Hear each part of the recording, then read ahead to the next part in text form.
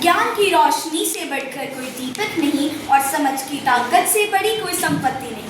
शुभ प्रभात, मेरा नाम प्रांजल शर्मा है और आज मैं आप सभी के सामने बुद्धि ही सच्चा धन शीर्षक पर एक कहानी सुनाने जा रही हूँ। बहुत समय पहले की बात है। एक व्यक्ति के 3 बेटे थे। वे हमेशा अपना पिता का संदेश मानते और ज्ञान बुद्धि विवेक से ही हर कार्य करते। पिता की मृत्यु के पश्चात उन्होंने संसार की यात्रा पर जाने का सोचा। वह चल पड़े, दूर, बहुत दूर। रास्ता था जो खत्म ही नहीं हो रहा था। उनका खान पान तक खत्म हो गया था, पर वह रुके नहीं। चलते गए, चलते गए, चलते गए।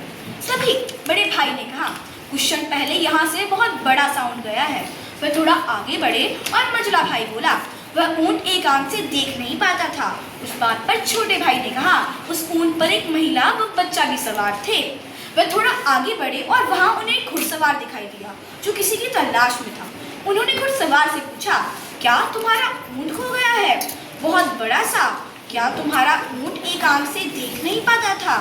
क्या उस पर एक महिला व बच्चा भी सवार थे?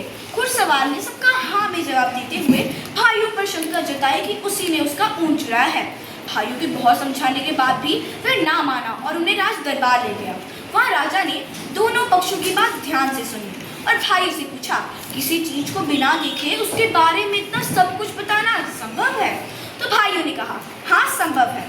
राजा ने एक पेटी मंगवाई और चुनौती रखी, इसके अंदर की चीज को पहचान कर दिखाए। तो भाइयों ने कहा, इसके अंदर एक हल्की गोल सी वस्तु है, इसके अंदर अनार है और वो भी कच्चा। राजा वो सारे राज दरबारी यह देखकर दंग रह गए कि भाइयों द्वारा बताए गए सारे तथ्य एकदम सत्य सिद्ध हुए। जब राजा ने उनसे पूछा, तुमने अनार व ऊंट के विषय में इतना स्पष्ट रूप से कैसे बताया? तो भाइयों ने कहा, जाहिर सी बात है, अनार जिस तरह से लाया जा रहा था, पता चल रहा था उसमें कोई हल्की वस्तु है और किसी चीज के लुढ़कने की आवाज आई और हमने ये अंदाजा लगाया कि पेटी उद्यान की ओर से लाई गई है तो अवश्य अनार होगा। और रही बात ऊंट की, तो ऊंट की एक तरफ की खाई हुई घास और महिला व बच्चों के पैरों के निशान। राजाओं की बुद्धिमत्ता से प्रसन्न हो गए और उन्हें अपने दरबार में रख लिया। इस कहानी से हमें ये शिक्षा मिलती है कि सोना चांदी क्या ही देगा जीवन को आसमान, ज्ञान बुद्धि विवेक बिना अधूरा है इंसान।